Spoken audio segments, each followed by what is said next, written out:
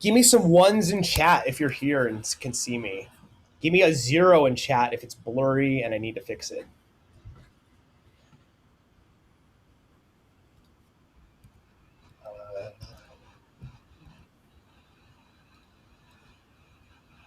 I got a 1. Okay. 2. Small sample size. Come on, help me out. 3. All right, that's good enough for government work. Let's go. All right. I have to apologize in advance because some of you might find this not tricky as in difficult, but tricky as in finding a reason to care. So I'll try to make you care. Believe.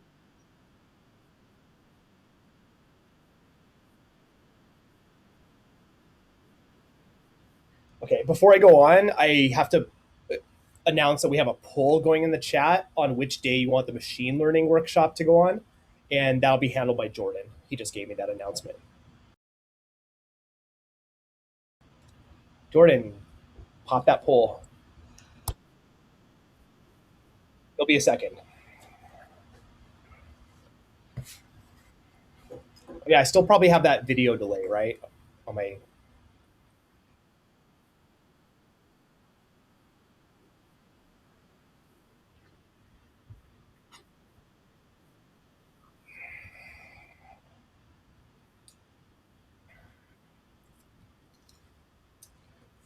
um,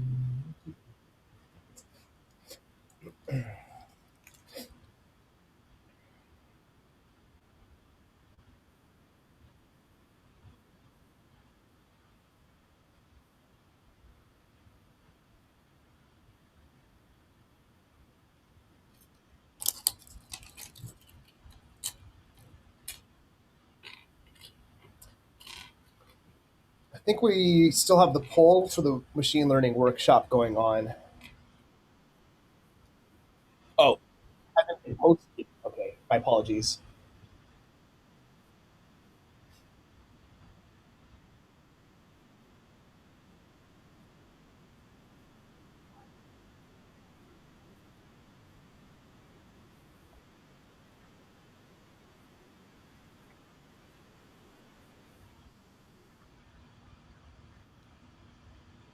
Is it mandatory? Not mandatory. Yeah.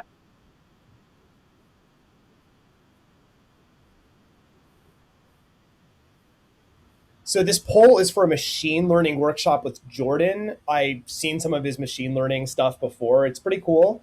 It's live, but it will be recorded. So if you can't make it, it's okay. But if you can make it, vote for Friday evening, Saturday morning, Saturday afternoon, or Saturday evening. And the poll will close shortly.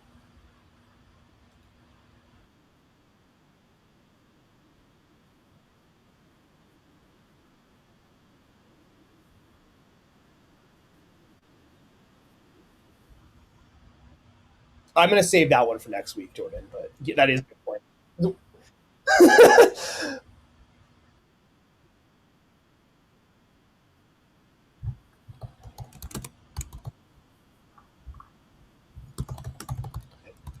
The workshop is once in a lifetime, but the recording is potentially forever. You wake up to it every day. Make a really like long 5 hour drone remix of it and display it in some underground electronic music recital facility that you kids go to. I don't know. Okay. The only thing I know is we got to get to Booleans, and I need this poll to close.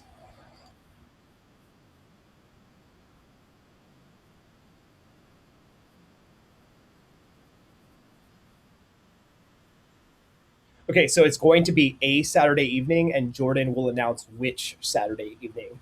So stay on Discord, and you'll find out soon enough. So Booleans, what are they? Why are they called Boolean? They're called Boolean because of some guy named Boole with an e at the end. We're not gonna go into the characters, but some of the people who did this logic stuff are really insane. A Boolean is a value that can be true or false.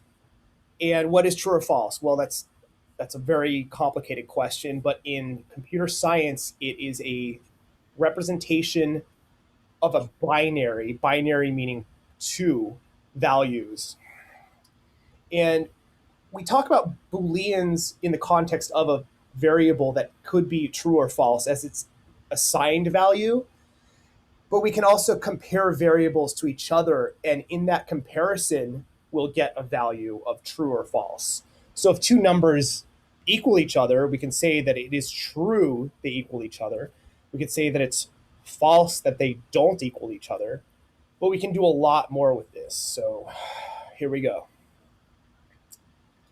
Boolean algebra. Ooh, algebra. I know few of you like that word, but it's an algebra. An algebra is just a mathematical structure. Boolean algebra lets computer scientists, electrical engineers, mathematicians, and people in philosophy departments and linguistic departments talk to each other. I don't know why we need to include the philosophy people, but basically the concept of true or false, those are just words. But in electrical engineering, we have a current and it can be high or low. That high current can hurt you. So the concept of a high current, that's a real thing. And in computer science, we talk about truth and false as if it's a real property and not like a philosophical concept. So keep that in mind. We're reducing everything to ones and zeros or on and off states or a high and low or a true and false. What this means is that sometimes values are going to be compartmentalized. Like, is the number 13 true or false? Well, it's a number. How do we talk about that? Well, we'll find out. But the main thing is Booleans are a way to evaluate values in a different way than just the numeric value or what characters are in the string. Oh boy. So this is a review of the syntax. If we're treating a variable as a Boolean explicitly, we can just say, hey, this equals true. But what if we have a string that just says true? Does anyone know what that would evaluate to if we were asking whether it's a true statement or a false statement?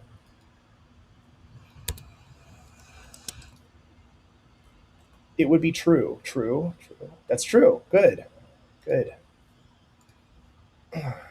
Now this is I apologize in advance. All of my font size is tiny, but I'll pull it as I show it to you. But here's hello world again. Remember it. So here, I've got a string right here. It's right here.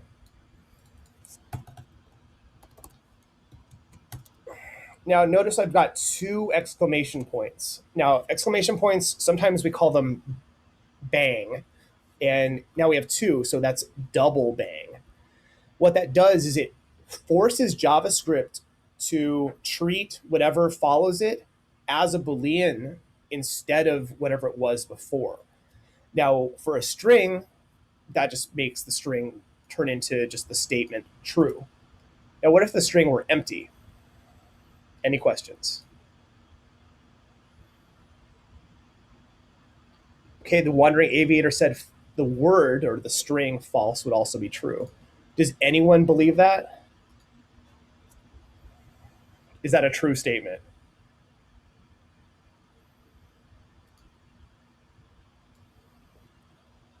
Well, let's see.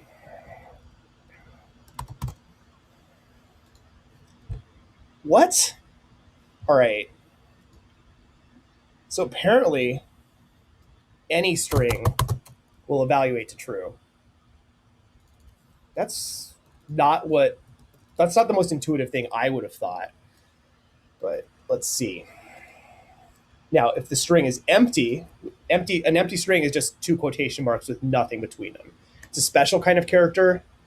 It evaluates to true, or it evaluates to false all the time. Now let's go back and see.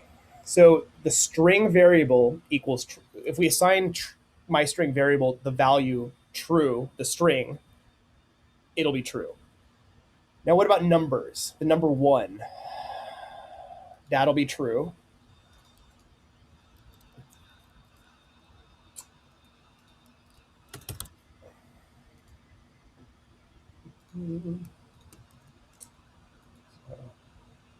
What about number 0? 0 is false. So maybe all the positive numbers are true. Then the 0 and below is negative. Oh, -1 is true. Well, I'm saying is as a way to say evaluates to, or when you compare it in a Boolean context, it returns true. So don't get it confused. Like if I had a variable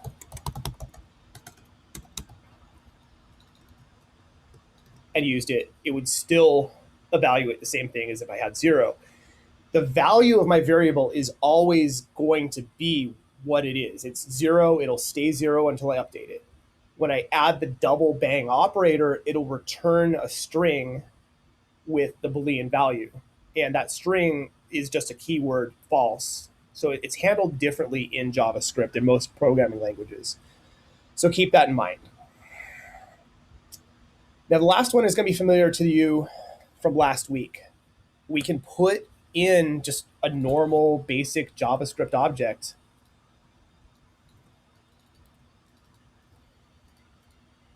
It's true. But what if we take all the properties out? It's true. It had a space there. Okay.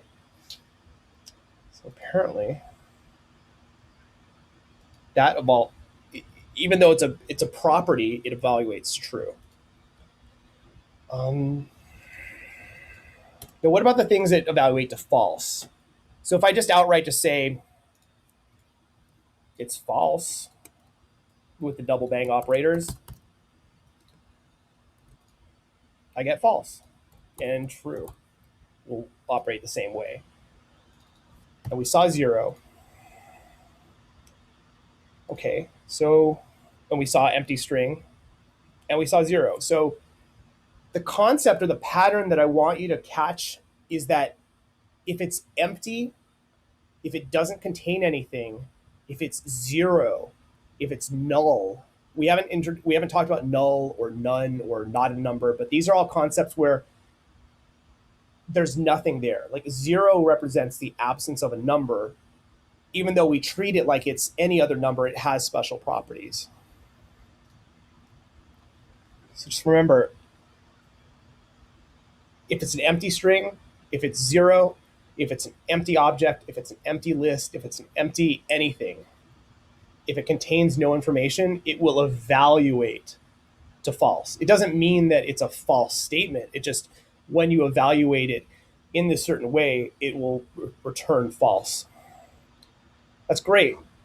Now you're all experts on Boolean logic, but now you have to use it. So we're going to, just to reiterate, we have this cool double bang operator. It's 2 exclamation points, 2 exclamation marks.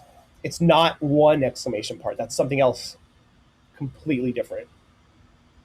Okay, so I just got a question in Zoom. Can you zoom out a bit and explain what a Boolean is or does?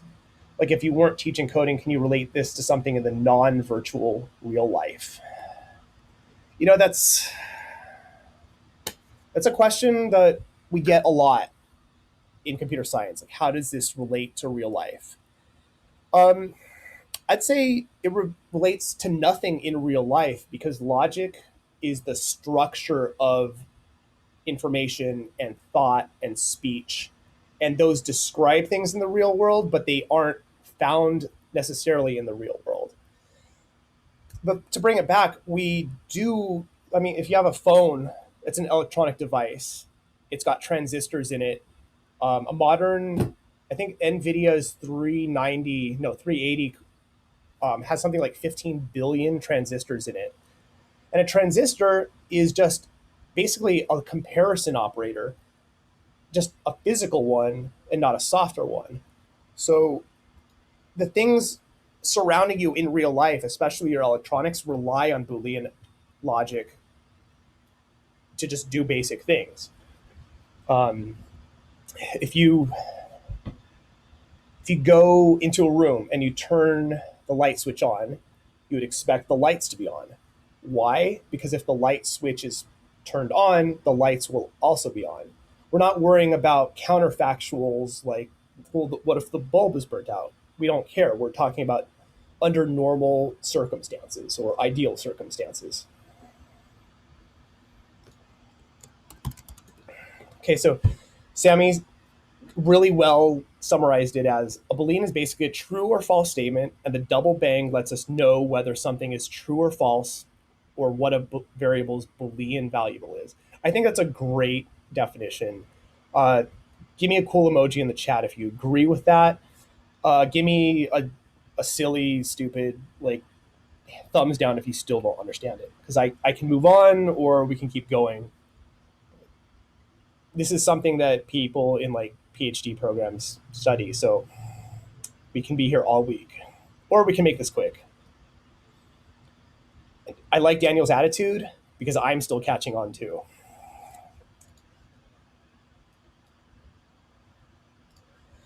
All right, so as we've seen, we can just use a print statement for my variable. And then we can put two of the exclamation points, the double bang, in there, and then I can see what the Boolean evaluation is. Now, I introduced this very subtly, and this is a very subtle point that will kick you in the side of your head when you least expect it. This concept is called truthiness, and it's not the slickest word. It's not cool. It doesn't sound like computer sciencey. It sounds kind of wishy-washy, like something people at like Oberlin would study. But in JavaScript and in some languages, not all of them, if it isn't false, it will be regarded as true. So if a number is not 0, it's true. If it's 0, it's false. This is a really good way to compress information. Like, if I wanted to write a function that looks at my bank account, I want it to tell me if I have 0 money and if I have money at all. Like, if I'm overdrafted, I need to know about it. So if I had $1,000, I'd know I'm not at 0. If I have 0, I need to be made aware that I'm in trouble. So think of it that way. You can combine multiple things at once. If you think of it in terms of not just counting, but thinking of it as like a switch where anything above 0 meets a threshold. Anything that's 0, the threshold is not met. And the same thing with strings. If you're asking someone if they put their name on a form and there's no name on it, you've also answered your question of, well, what's their name? Well, I don't know. It's blank. Did they put their name? No, because it's blank. So think of it that way. If it's not empty, if it's not 0, it most likely will evaluate as true. And I had some back and forth about, going into truthiness. It can let you pull off some really good tricks, but it's also a really good way to introduce bugs. So it's something to be careful with. And I got really bored, and I evaluated everything in JavaScript that I could, and made like a handy little reference of what evaluates to true and what doesn't. I'll try to make sure this code gets out to everyone, but for now, let's just go through it. So 0 is going to evaluate to false. We know that. So if we just set it to be false, we know it's going to be false. That's pretty simple. If it's a number and that number is not 1, if that number is not 0, it's going to be true. If it's true, it's going to be true. So I definitely suggest fiddling around and seeing for yourself like what will evaluate as true and what won't. Now, evaluating things as true, that only gets you so far. If you want to really get your money's worth out of Booleans, which isn't much because you're not paying for Booleans, you get them for free, which is great because they're very powerful. You want to do things like say, well, if my bank account is larger than the price of a Lamborghini, then I'll go buy it. If it's not, then I'll just eat ramen until I can afford one. So this lets you cut up the decision-making in your programs and route things the way you want to when a certain criteria, certain threshold is met. Ugh. All right, so now we're going to introduce something a little different. So,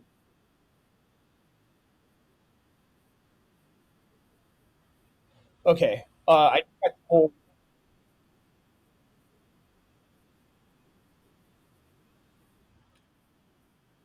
uh, thanks, Jordan.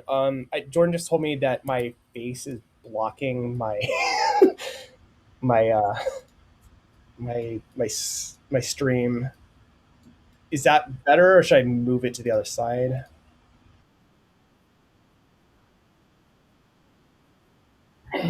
Okay. All right. Operators. This is the first time in this class. You might have seen it elsewhere because all of you are really smart and have ambition that I wish I had. You're going to see sometimes two equal signs, and then sometimes you're going to see an exclamation part with them. And forget everything you knew about double bang. This is not like a single bang equals. This has nothing to do with the double bang operator. Basically, these two relations check and see what's on each side of the symbols. Oh, that is horribly inconsistent. I'm so sorry. These, these are basically like math equalities. Instead of the equality sign with a strike through it, we're putting an exclamation point next to it because we don't have a character of an equal sign with a line through it, the way you could just draw on paper. So what these operators are doing is they're comparing what's on the left hand side to the right hand side. And if for the double equal sign, if the left hand side and the right hand side are the same, this will evaluate to true.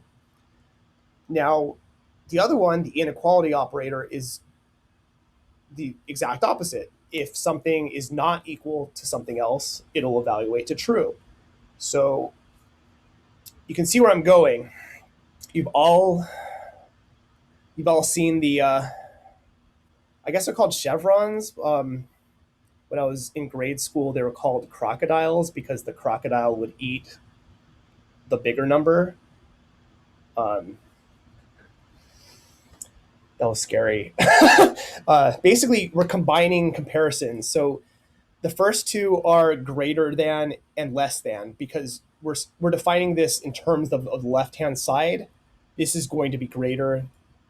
This is going to be lesser, and then this is greater than or equal to. I'm calling them strict and weak ordering because that's the proper term for it. The thing with weak ordering is you can use it. The left hand side and the right hand side can be identical and it will still work. So there's going to be times when you need each of these, so don't feel like there's one that's more useful than the other.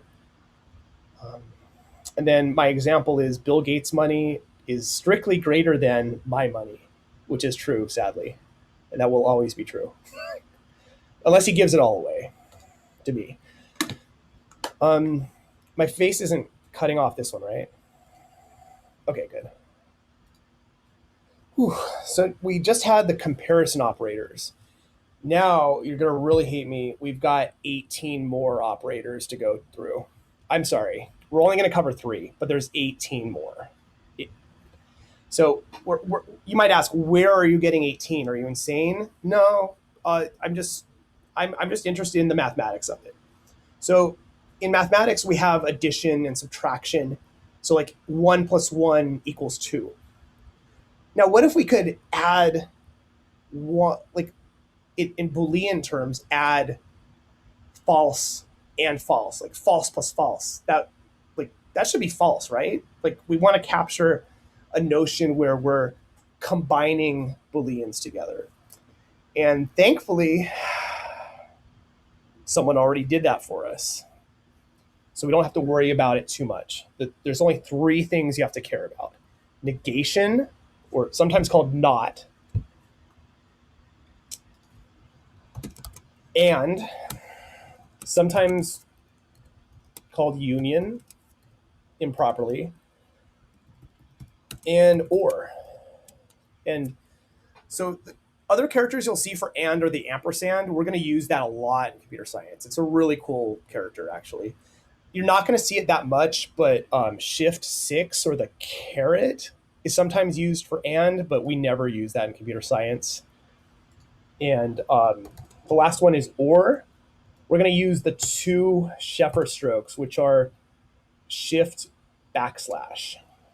And sometimes you'll see it as V, like versus, or I think it comes from Latin, but don't worry about that. Worry about the ampersand and the two Sheffer strokes. All right, my bonus question was, how many possible two-place Boolean relations can we have if we wanted to have a ridiculously over feature engineered computer language that had all of the Booleans?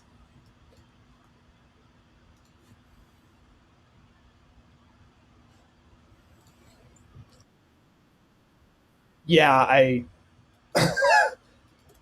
tried to be slick and add the symbols, but unlimited. Who said unlimited?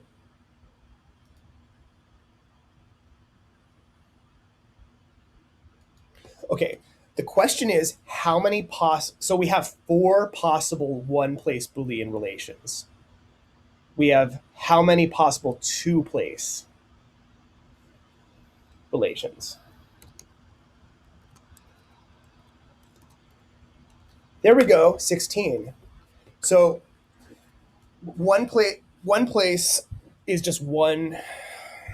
It's just four. So the two places we are squaring for to have 16, because this is very clean binary operations.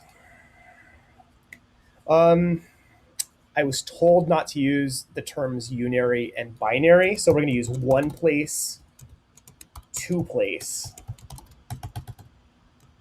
I have no idea what I just typed. I think two place and one place is a little better, but if you hear a unary function or a unary relation or a binary relation in the future, this is what they mean. They just mean two places. So when are these true? So, and the double ampersand is true only when A and B are both true, or the operator or, represented by the double Sheffer strokes, is false only when both A and B are false. It's like, think of it as like a waiter asking you for soup or salad. You don't get both. You don't get boiled cabbage. You get a salad or soup. My bonus question is, do we have a name for the concept of exclusive or?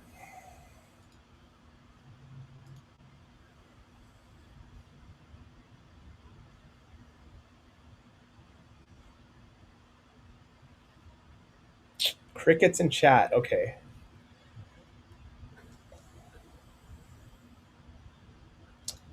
We call exclusive or XOR.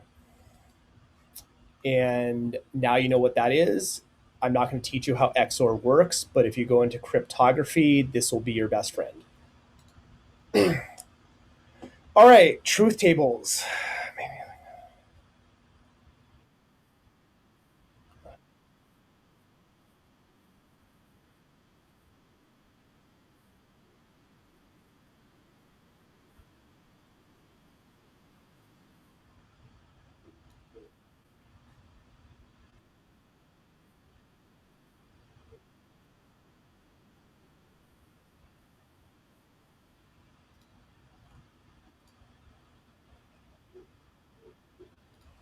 Okay, I had a note from Jordan about something. Pop quiz.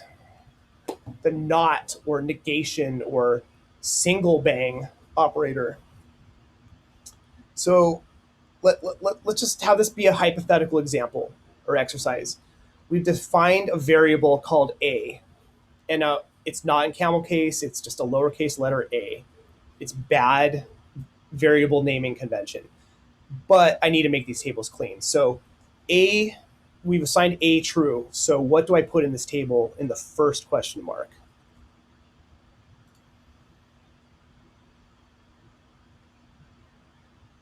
Okay, we're gonna put true. Wait, so in JavaScript, is it like all caps? No, it's one person misspelled it. Now I'm misspelling it. Thanks. Is it with a capital T? No, it is lowercase true. For a truth table, you can write anything you want, but let's make this JavaScriptish. What goes in the next box? The negation of A. Cool. Guys are and girls and theys are getting it. That's awesome. Um, the double bang. What is this going to do? We might have to check this one. Negative. Is it going to be true? It's a good thing I made this program. Now I have no idea.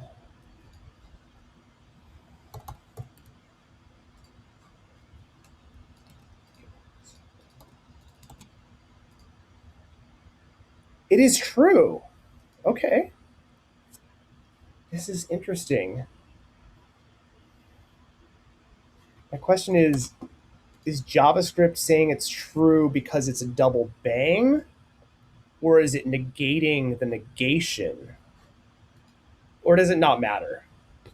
It might not matter for now. But what can someone in chat tell me what happens when you negate something twice?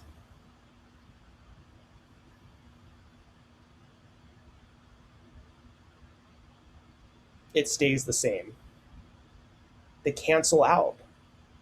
I don't want to see this negative positive stuff. This has nothing to do with negative and positive numbers. And this is a good this is a good point for me to say, like, there in computer science we have this misfortunate situation where we have a lot of terms like true and false and positive and negative, and sometimes they in other circumstances have a negative connotation.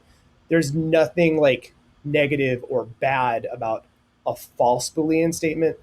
So think of true and false as just a formality. It's one or the other. It's not a value judgment of its worth or it being good or not. Um, it,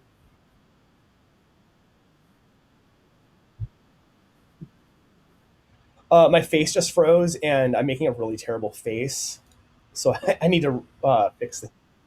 Okay. Um, so it's not like math. I'm not going to answer that.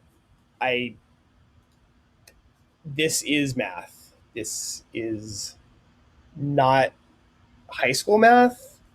This is not like a dumbed down version of math that they do in computer science. This is something that if you go into a math department, you can get a master's degree or a PhD in. Um,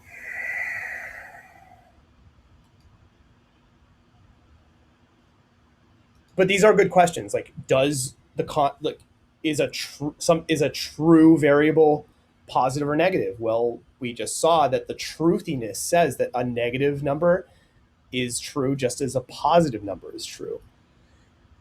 Zero is not true because zero is not regarded as negative or positive by a lot of computer scientists. It's a very contentious issue.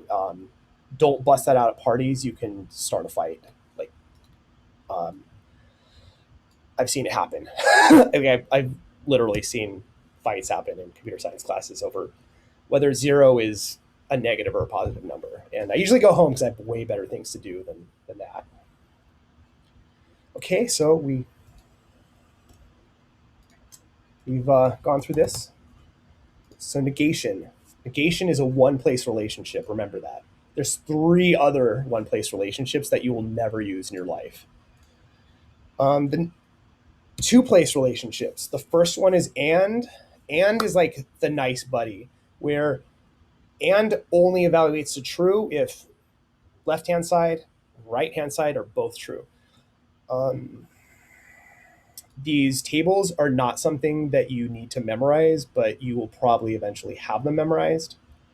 One thing that's really easy to do is because there's only four one place relationships and 16 two place relationships.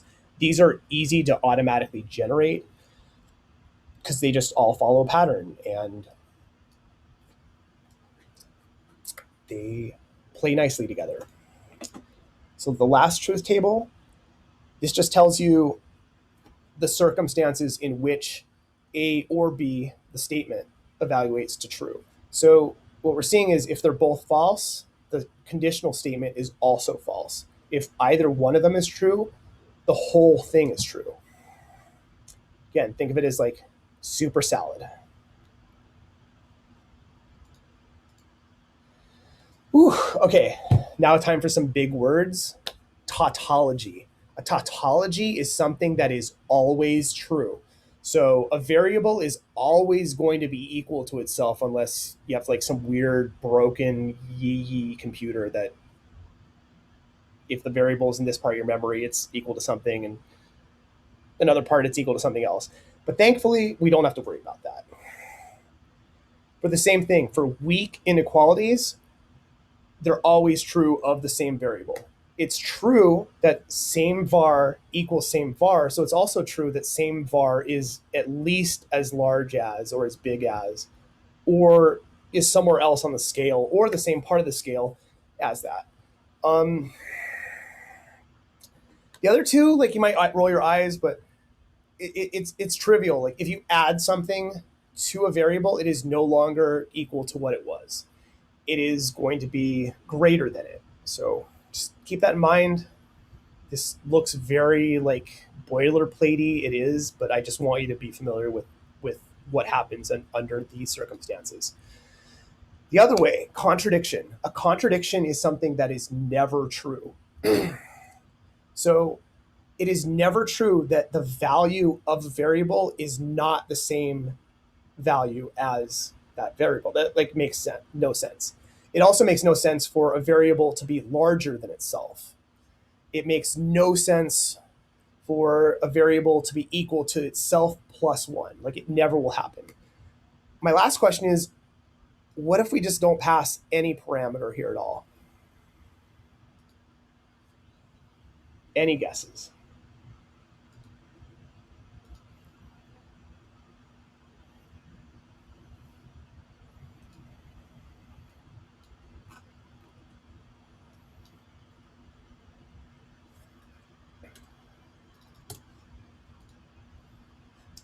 Got one person saying he'll throw an error. Yeah, it throws an error. So now you know. Oh boy. So let's zoom out a little bit. This is what it'll look like. We've got a variable. It can also be a constant like a string or just a literal number. It could just be the number one. We have a statement that checks the truthiness of it. So we know that if my var equals 0, it's false. We know that if my var is not 0, it's some other number, it'll be true. So let's say it evaluates to true, then the top statement occurs. But what's this otherwise? Well, let's think about this a little more. So let's assume we assign today's day, the variable Wednesday. It's a string. So the first one, that's going to execute because today is Wednesday. The variable is Wednesday, and today is Wednesday. But wow, that was a coincidence, huh? Okay, so if the variable were not equal to Wednesday, the second clause would run. Now the third one, we know the string Wednesday is not the same as the string Thursday, so that's not going to run. All right, who is brave enough to tell me what's going to go on with the fourth of these statements? Is it going to evaluate true that Wednesday is larger than Thursday? Or is it going to evaluate true, or is it going to evaluate false that Thursday is larger than Wednesday because it's the next day of the week, right? Any ideas? That's a good answer, but that's not the question. So the last two statements, I don't have variables at all. I'm asking about the string wed being greater than the string thurs.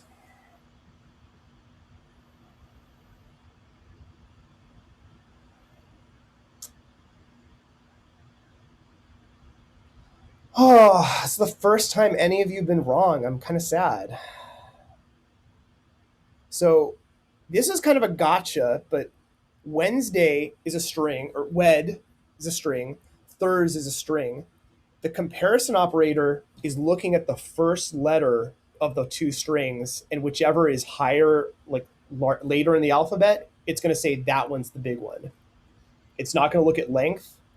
It's not going to look at anything else except the first characters of those two words. So it's going to evaluate true. Wed, the string, is greater than thurs because we're looking at it character by character. That's a great question. Is that how it works in JavaScript? This is how it works in many programming languages where the most basic string comparison it gives you for free is just going to look at first character, first character. If they're different, it'll go with the bigger one. If they're the same, it'll move on.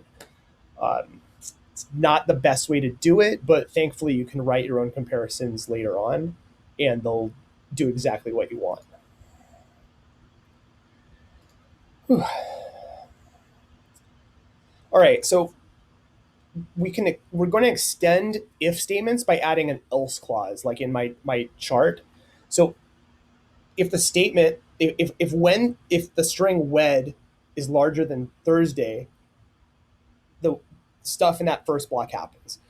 But let's say we decide to go with mon for Monday is larger than Thursday. That's Thursday is going to be the greater one. So whatever goes in the else block is going to be what executes. So I think it's better to visualize this with some drawings. So I've got a very basic if-else statement here. This should be JavaScript and p5.js code that you've already seen. This is using the draw function to draw something without a loop. Because as I said in the previous lecture, the draw function is already a kind of loop already. So you get a loop for free. So you can put in if-else statements as I have. So what I'm doing is I initialize everything. I have my variables start, and then it starts growing to a fixed size, and then it stops. And that's it.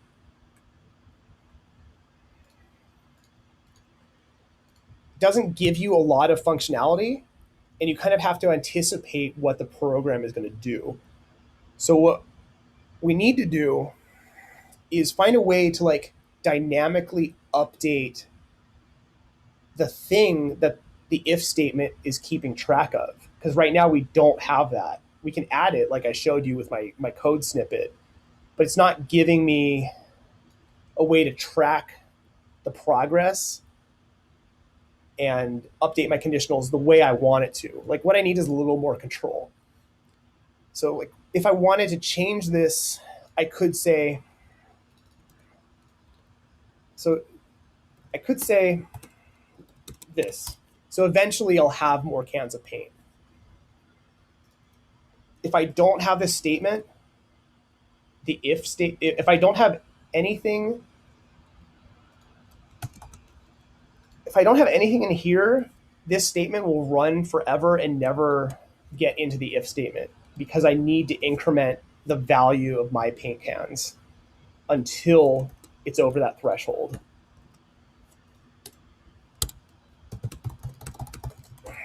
So this program in plain English, we're starting with a variable. It's set to 0.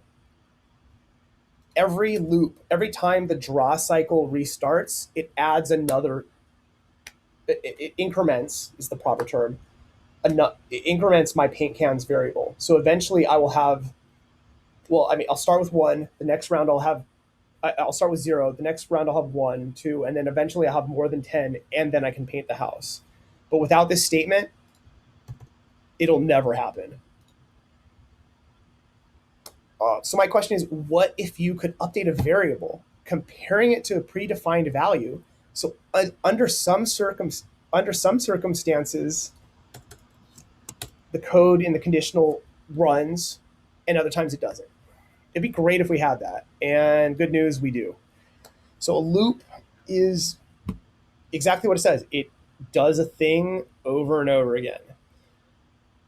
It can do the thing forever. You could have infinite loops. Most programs that you use on your phones or your computers, those start with an infinite loop that terminates on user input.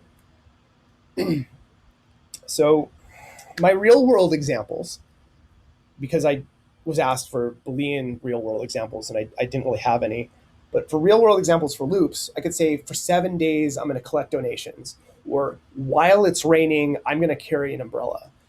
Again, these are human actions. So it's like a computer's going to try its best to do these without fail. It's going to do it mechanically. It's going to do it the same way every time. It's just going to update those variables. When humans do things, we introduce variation. So keep in mind, computers don't make mistakes. If the computer made a mistake, it was probably you. Loops are your number one source of mistakes for right now. So give yourself a pat on the back because you're about to make a lot of mistakes and learn from them. Number one source of mistake is scope. So when you make a loop, it'll typically be in curly braces, which means curly braces, a scope to worry about. Another thing about loops is they can run forever. The draw loop in P5.js, that's a loop. The key point is you have one single line of code and it can control an entire program. It's amazing. You can do a lot with them, but we've got to start somewhere. So let's start with for loops. Now, there's a lot of debate over which is a better loop. I'm gonna go with the attitude that they're capable of doing the same exact things until you get weird. And we're not going to get weird here. So someone in chat said, when pizza is cooked, remove from oven. That is really good. Most oven directions are at least one loop. Preheat the oven for 10 minutes, put the thing in for another whatever minutes, take the thing out. That is a great real world example of a loop. All loops, whether you're using a for loop or a while loop, are going to have three main components. These also go by other names, but I just picked these because they sounded cool and fit on the slides, which is an ongoing problem. So the first step is initializing. Now, that's pretty much the same as initializing a variable, you might wonder. Yeah, pretty much. You have to initialize a variable at some point to do a loop, at least in the examples I'm giving you. The next part is a conditional statement. That's when you're basically telling JavaScript, do this until this condition is met. It might be a counter that counts up to something. It might be a counter that counts down from something. It might be something that counts the number of elements in a list or a database. But there is something that sets the loop to some sort of stopping condition. And increment. That just means every time the loop procs or ticks or does the thing and is going to do it again, it's the less technical term, you have to increment your counter some way. So those are the three main parts that every loop is going to have, at least in the beginning.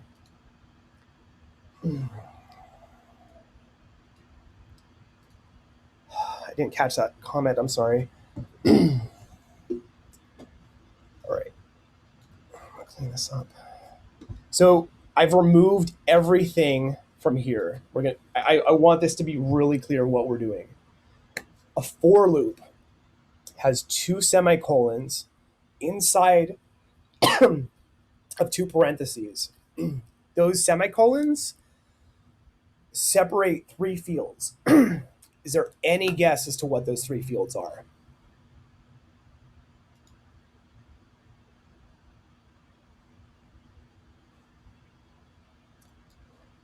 Okay, we'll go on in a second, but for right now, this part of a loop is the header. This part is the body.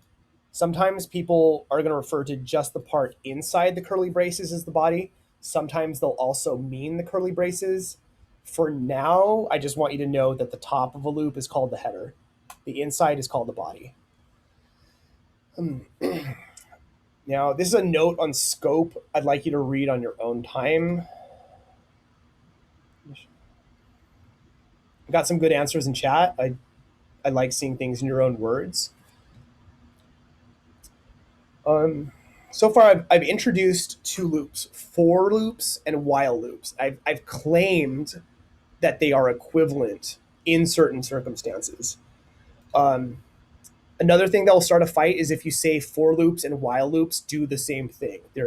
This is like a really contentious point. In office hours, I'll go into it if you want. But for now, remember, orange, initialize. Teal, that's your conditional. Violet, that's your increment.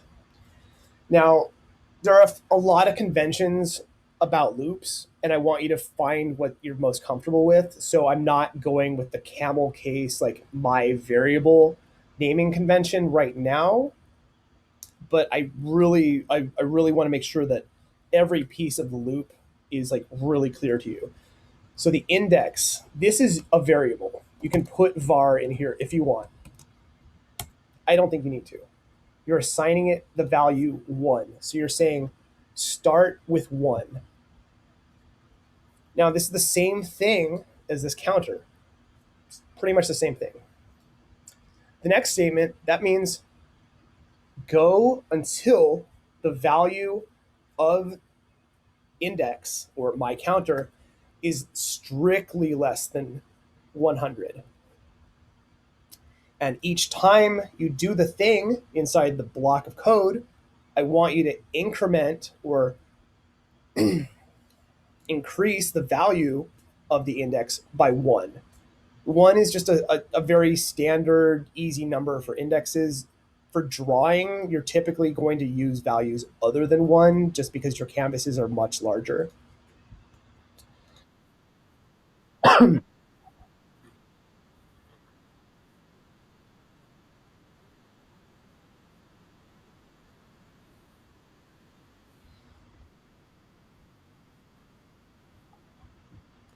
Right, and I glossed over something here because I was trying to make things fit.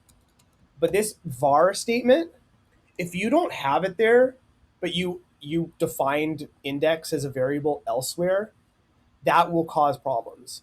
Putting var in your loop header will guarantee that whatever the value of index is inside that loop will not be affected by and not affect anything else.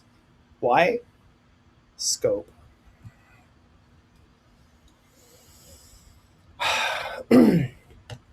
So the way you update your increment is the same way is the same way you would update any other variable. My variable equals my variable plus 1 or plus 100. You can go the other way around. Like, let's say you are doing a timer and you have 60 seconds. So you're going to start at 60. So each tick, you're going to decrease the value by 1. So subtraction is a valid operation in this context and regard. Just make sure you know what you're doing. This is totally optional. Totally optional. Totally optional. That said, you will see this. The plus plus operator. Now, we saw one place is a less formal term for unary. Now, this is a special function in JavaScript and many other programming languages. Famously or infamously, Python does not have plus plus. What this does is it's a single one-place function that you give a single value to, like a variable, and it will return something on top of incrementing that value. What it returns depends on whether you're putting the plus plus after or before. If it's after, you get the original value and then it increments it. If you put the plus plus operator before, it gives you the new updated value and you never access the original one. That said, that probably is a lot to make out with. Like, that's a lot to wrap your heads around. I'm putting this there so if you see it in other code, you know what's going on. I don't expect you to use this, but I think that it's worth being familiar with. The last part is postfix. That means it goes after.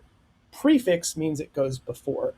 This is a standard nomenclature for mathematics and computer science. And if you say it's a postfix unary relation, people will know what you're talking about.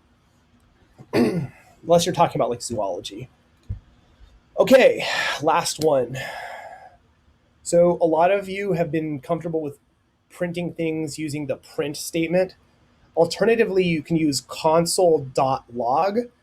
The main reason you'd want to do this is it will make your code look like really cool and haxery. And when you have that awesome internship that you're totally unqualified for and it's really intimidating, you can just change every print statement to console.log and vice versa for a couple weeks to make it look like you're like really hot with JavaScript. Please don't do that. That's very unethical. But these are our two basic loops. I've got a for loop and a while loop. These are not equivalent. And I want someone to tell me, is there something missing? Like, where did I mess up with this?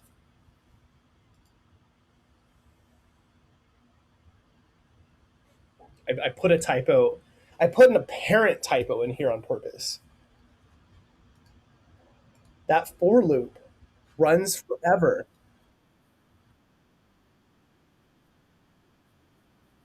Jordan's putting up that poll. Cool. Someone said this loop, the for loop, will run forever. That is not true. This will stop. It just really, this is just really bad code. It has an increment. Now notice in console.log, I've got plus plus I. That is my increment. So it will end. That's the, I think this warrants its own slide, but it is totally valid to write a for loop with just two semicolons in the parentheses. I say valid as in it works. I'm not saying valid like it's a good design choice. If you put for parentheses, semicolon, semicolon, end parentheses, whatever is in your block of code will run forever. Now you know. All right, it's 7 o'clock. That covered.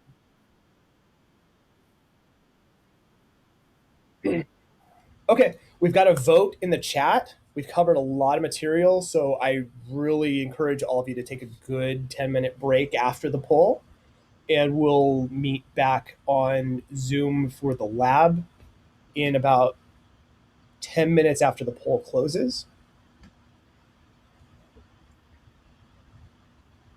Everyone likes console.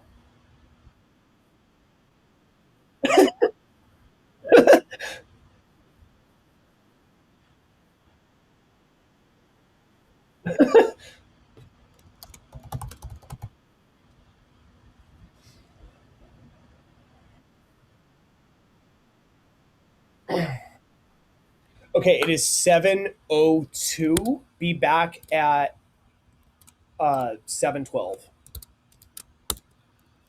on Zoom for office for lab.